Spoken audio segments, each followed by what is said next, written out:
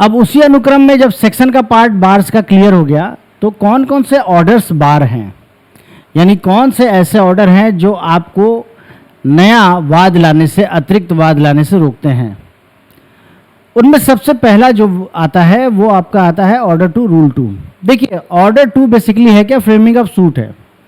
जब भी आप मुकदमा करने जाते हैं तो आपके दिमाग में कुछ बहुत सारी बातें होती हैं ना, कि ये प्रॉपर्टी मेरी ले ली गई, या यहाँ से मेरा पार्ट अलग था उस पर कब्जा कर लिया गया, या मेरी ज़मीन इतनी थी, या मुझे वसीयत में मिला था, या मेरी रजिस्ट्री की गई थी। बहुत सारी बातें होती हैं। उन सभी बातों को, उन सारे मुद्दों को, सारे रिलीफ को, सारे क्लेम को एक साथ फ्रेम करना होता है। अगर आप उसको फ्रेम नहीं करेंगे तो वो जिगजैग हो जाएगा और कोर्ट बहुत सारी चीज़ों में मिसलीड हो जाएगी, आपका खुद लॉस होगा। तो आप करते क्या हैं कि जैसे आप कोई पेंटिंग बनाते हैं, वो पेंटिंग समझ में नहीं आएगी जब तक उसको आप एक फ्रेम में ना करें। तो आप अपने पूरे वाद बिंदुओं को, सबको एक साथ कंसाइज करके एक जगह उसको लिख देते हैं। अब आपने प्लेन तैयार कर दिया।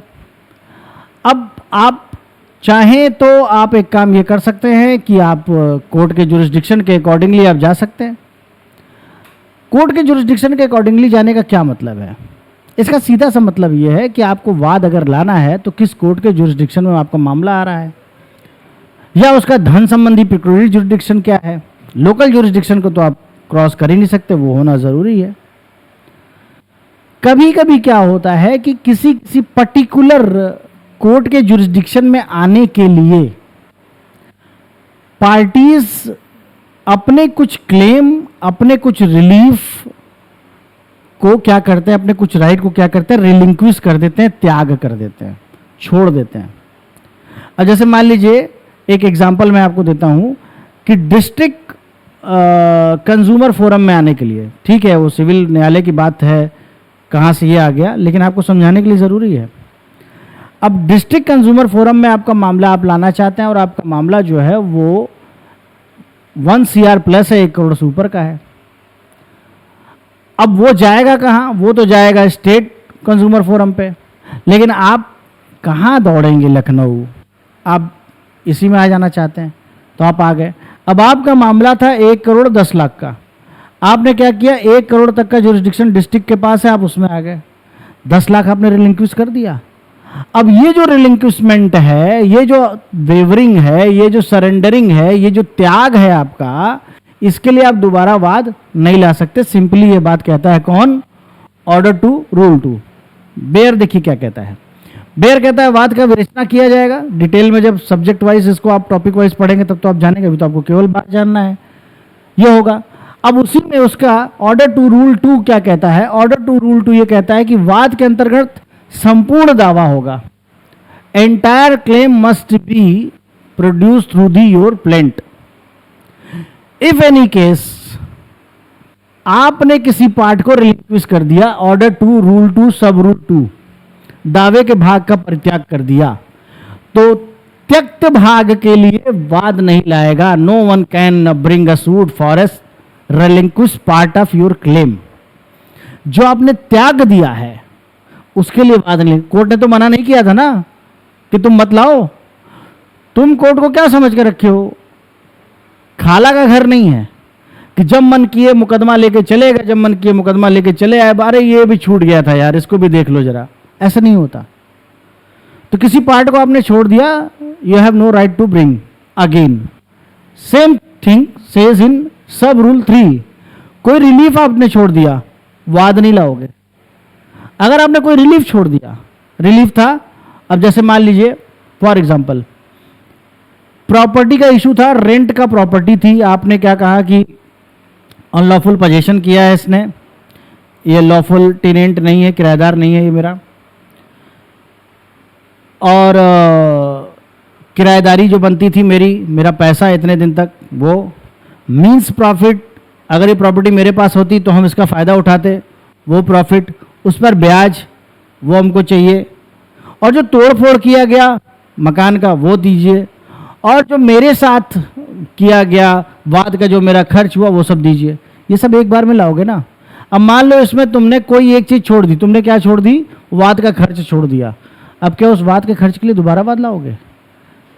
तुमने मीन्स प्रॉफिट छोड़ दिया, जो इतने दिन तक मेरे पास रहता तो हमको फ़ायदा मिलता, वो तुम क्यों नहीं लिए? तुम दोबारा उसके लिए वाद नहीं ला सकते हो। ठीक है, ये बात बताता है ऑर्डर 2 रूल 2। बार लग गया, ये भी एक बार है।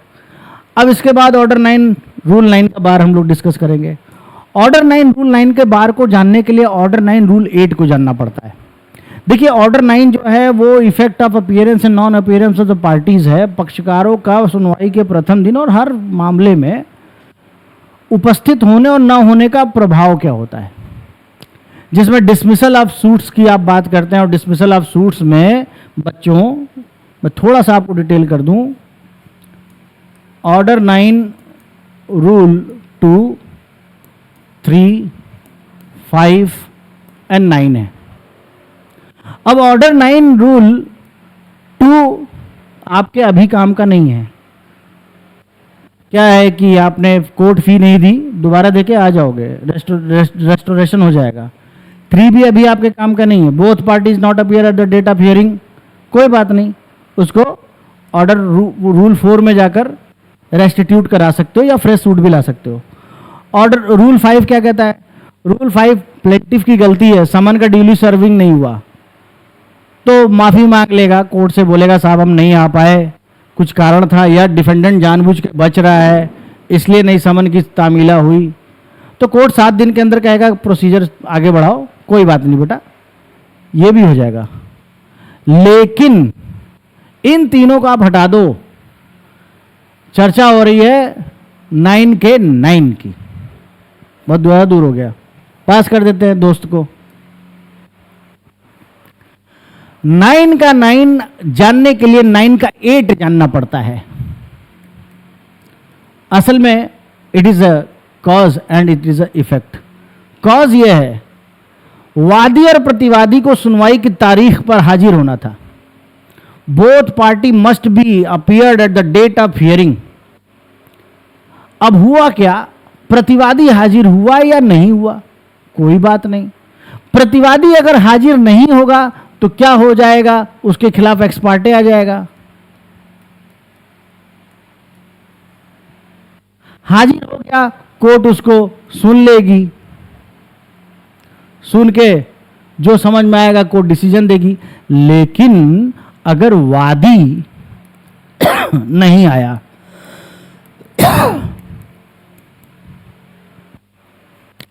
एक दो मौका देती है कोर्ट, ऐसा नहीं कि नहीं देती है, लेकिन लगातार वादी नहीं आया, मुद्दई सुस्त गवाह चुस्त नहीं आया, कोर्ट क्या करेगी?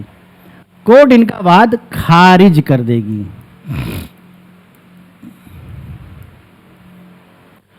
और ऐसी खारिजी के में होगा क्या? मान लीजिए वादी दोबारा आ गया, हाथ पर जोड़ा, साहब गलती हो गई, इमिटेशन एक्ट के अंदर हम आए हैं, दोबारा उसका वाद रीस्टोर कर लिया जाएगा। नहीं किया तो क्या करेगा? इसके पास एक और रेमेडी है ऑर्डर 43 में। ऑर्डर 43 का आई थिंक सी है, 1 का सी, उसमें जाके रिक्वेस्ट करेगा साहब गलती हो गई, क्या करें, हमको दे दीजिए। यहां भी रेमेडी नहीं मिली भैया, अब दोनों जगह रेमेडी नहीं मिली, यानी कि हर स्थिति में वाद खारिज। और ऐसी खारिजी का इफेक्ट क्या होगा? ऐसी खारिजी का इफेक्ट ये होगा कि वादी अब दोबारा वाद नहीं ला सकता। बेयर वाइज देख लेते हैं, कोई दिक्कत नहीं है। अभी मैं आपको पूरा डिटेल में इन सेक्शंस को नहीं बता रहा हूं, अभी मैं केवल आपसे बार डिस्कस कर रहा हूं, मैं बार बार बोल रहा हूं। आ जाते हैं ऑर्डर 9 पे, आ जाते हैं। ऑर्डर 9 देखिए, जहां केवल प्रतिवादी उपसंजात होता है यानी अपीयर होता है, तो प्रतिवादी को सुन लिया, लेकिन अगर वादी नहीं आया, चूक के कारण वादी के विरुद्ध पारित डिक्री में नए वाद का वर्जन, वादी महाराज नहीं आए, वादी जी नहीं आए, plaintiff not appear at the date of hearing. और जनरली होता है क्या, कई बार कहा जाता है, लेकिन प्रोसीजर तो सिंपली बताता है आपको। तो क्या होगा? होगा ये कि नए वाद का वर्जन हो जाएगा। अगर वो लगातार नहीं आ रहा है तो न्यायालय उसके मुकदमे को खारिज कर देगी, और ऐसे खारिजी का परिणाम ऑर्डर 43 में जाकर हाथ पैर जोड़ के काम बन गया तो बन गया, अगर नहीं बना तो दोबारा वाद नहीं ला सकते। ये भी एक बार है। नेक्स्ट बार पे आ जाते हैं। नेक्स्ट बार में बच्चों हम लोग जब आते हैं तो हम लोग चर्चा करते हैं ऑर्डर 11 रूल 21। ऑर्डर 11 भी मैं डिटेल में पढ़ाऊंगा, सारे सेक्शन पढ़ाऊंगा, सारे ऑर्डर पढ़ाऊंगा, लेकिन फिर फिलहाल 11 कहता क्या है। हमारे और आपके बीच में झगड़ा हो गया, इशू क्रिएट हो गए। अब हम और आप अपने अपने डॉक्यूमेंट पर रिलाई करते हैं। ऑर्डर 7 रूल 14 और ऑर्डर 8 रूल 1A में ये बात होती है कि प्लेंटिफ और डिफेंडेंट जिस डॉक्यूमेंट पे रिलाई करते हैं, अब निर्भर हैं, उस डॉक्यूमेंट को भी कोर्ट में लाना होगा। भाई आप मुकदमा लेके जा रहे हो ना कि साहब ये हमारी प्रॉपर्टी है, तो प्रॉपर्टी का कागज ले आओ ना, बोलने से क्या होगा। वो दोनों ले आएंगे। अब मान लीजिए किसी एक पार्टी ने नहीं लाया, बहुत सारे कॉन्सिक्वेंस है, वो बाद में डील करेंगे। सिंपल आप जानो, आपसे बोला गया आप प्रोड्यूस करो, आपसे बोला गया ले आओ, इंस्पेक्शन करो, करवाओ, निरीक्षण करवाओ, पेश करो, आप नहीं कर रहे, नहीं कर रहे मत करिए। फर्दर प्रोसीडिंग पर, आगे किसी स्टेज पर आप अपना डॉक्यूमेंट नहीं ला सकते और उस आधार पर नया वाद भी नहीं ला सकते।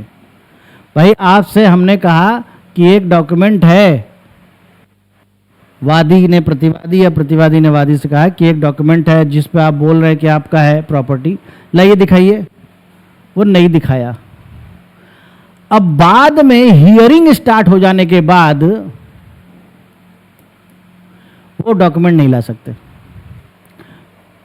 और उस डॉक्यूमेंट के आधार पर आप नया मुकदमा भी नहीं ला सकते, क्योंकि आप अगर वो डॉक्यूमेंट बाद में ला रहे हैं इसका मतलब आपके फायदे की बात अब आ रही है। जब बोला गया था तब तो आप लाए नहीं। यही आप एविडेंस एक्ट के सेक्शन 163 और 164 के साथ जोड़ के पढ़ेंगे जब हम पढ़ाएंगे। तो जब आपको फायदा था तो आपने नहीं दिखाया, अब आपको फायदा दिखाने में है तो अब आप ले आ रहे हैं। जब आपका मामला फंस गया तो जाइए, अब हम आपका डॉक्यूमेंट नहीं लेंगे, अब आपके खिलाफ आएगा निर्णय। अब आप सोचिए कि फिर उस डॉक्यूमेंट को ले आके हम कोर्ट में दाखिल करके नया वाद लाएंगे, ये आपको करने नहीं दिया जाएगा। और अब इसके बाद क्या आता है, इसके बाद आ जाता है आपका order 22 rule 9, procedure in case of. Order 22 बताता है कि क्या इफेक्ट होता है डेथ का, इंसॉल्वेंसी का और मैरिज का। अगर कोई पार्टी मर गई तो अपोजिट पार्टी का ये रिस्पॉन्सिबिलिटी होता है कि कोर्ट के सामने एप्लीकेशन लगाए कि साहब फलाने के उत्तराधिकारियों को लाया जाए, क्योंकि जब तक पार्टीज दोनों रहेगी नहीं कोर्ट डिसीजन दे नहीं पाएगा। तो लीगल एयर्स को लाने का दायित्व उस व्यक्ति का नहीं है जो मर गया, वो तो मर ही गया, अपोजिट पार्टी का। अपोजिट पार्टी एप्लीकेशन देगी कि साहब एक्स मर गए हैं, उनके बेटे वाई को लाया जाए, उनको हम एप्लीकेशन दे रहे हैं कि वाई को बुलाया जाए। आना पड़ेगा, नहीं आए, या आपने एप्लीकेशन नहीं दिया। दोनों ही कंडीशन में आप सोच के देखो ना, खाली ये कंडीशन क्यों। अगर legal air with prescribed limitation act के अंदर नहीं आ रहा है तो वाद खारिज होने या निर्णय हो जाने पर वो लीगल एयर बाद में आके नहीं कह सकता साहब हमारे बब्बा का जमीन था, हमको अब चाहिए। उस समय जब तुम्हारे बब्बा मर गए, जो वादी या प्रतिवादी रहे होंगे, उसी समय तुमको आना चाहिए था, तुम उस वक्त आए नहीं। अब जब वाद खारिज हो गया या निर्णय आ गया, वाद खारिज हो गया यानी वादी के संदर्भ में और निर्णय यानी प्रतिवादी के संदर्भ में आ गया, तब तुम अब आ रहे हो, कैसे काम बनेगा, बार लग जाएगा। Order 22 rule 9। इसी के साथ ऑर्डर 23 बहुत मजेदार टॉपिक है बच्चों। तो ऑर्डर 22 का रूल 9 जो अभी आपको मैंने बताया वो लिखा हुआ है, जहां वाद इस आदेश के अधीन उपसमित हो जाता है या खारिज कर दिया जाता है, वहां दोबारा वाद नहीं ला सकते, उसी वाद हेतु पर, उसी कॉज ऑफ एक्शन पे वाद नहीं ला सकते। 22। अब ऑर्डर 23 रूल 1 और 3 पे चर्चा करेंगे, वो भी बार है। ऑर्डर 23 क्या है कि अगर आप कोई सेटलमेंट कर लेते हैं, विड्रॉ कर लेते हैं, कंप्रोमाइज कर लेते हैं, भाई जब सेटलमेंट कर लिए, कंप्रोमाइज कर लिए तो मामला तो निर्णित हो गया। अब तुम उसी के बाद फिर दोबारा वाद लाओ, मतलब बार बार क्या कंप्रोमाइज चलेगा? कोर्ट का टाइम इतना अनावश्यक तो है नहीं, और कोर्ट ने आपको फोर्स तो किया नहीं कि आप कंप्रोमाइज करो ही करो। आपने अपने विलिंगनेस के आधार पर अपने सोचा कि क्या मुकदमा इतना लंबा चलाएं, आपने स्वयं किया।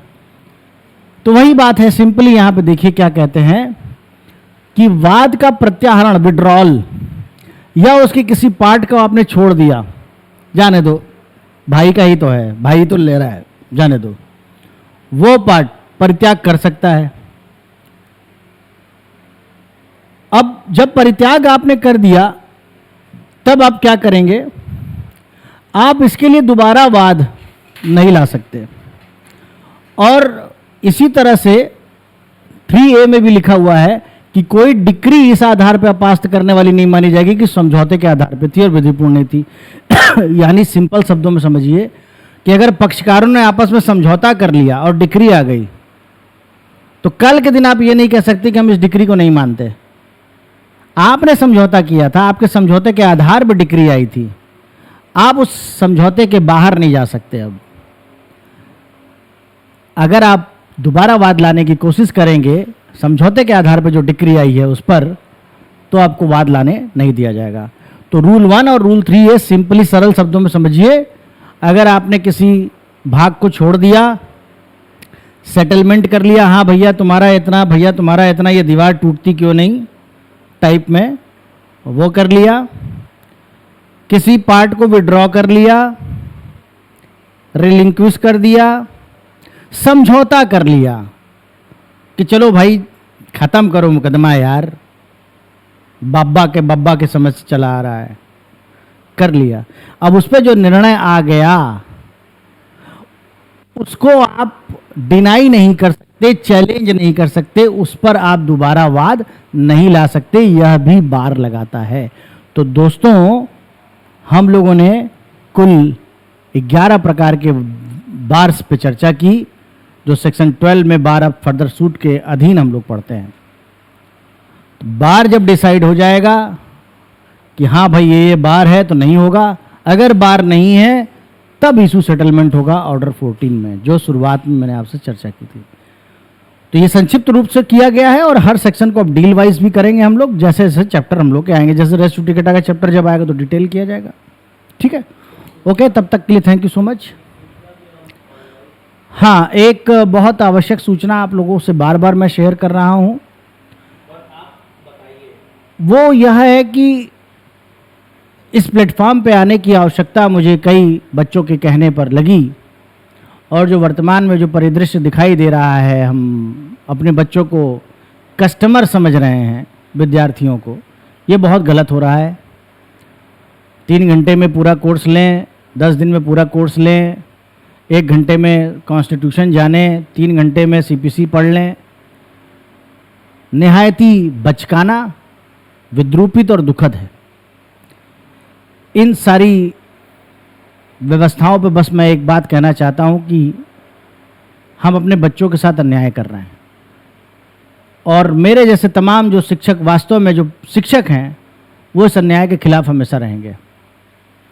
और उसी की परिपाटी में ये व्यवस्था आपके लिए शुरू की गई है, और अभी मैं आपको धीरे धीरे और सिंपल, बहुत सरलीकरण व्यवस्था में अलग अलग सब्जेक्ट के हर एक टॉपिक को डील करूंगा, और साथ में हमारी लाइव क्लासेस बहुत जल्दी शुरू होने वाली हैं। हमें आप अपने सुझाव दीजिए, आप हमसे पूछिए, हमसे जानिए, हमसे बातें कीजिए, हमें बताइए कि आपको क्या चाहिए। हम आपके अधिकारों की लड़ाई के लिए आगे आए हैं, ताकि हम सब मिलकर सच में लॉ से प्यार कर सकें और देश में विधि का शासन सच में स्थापित कर सकें। Thank you so much.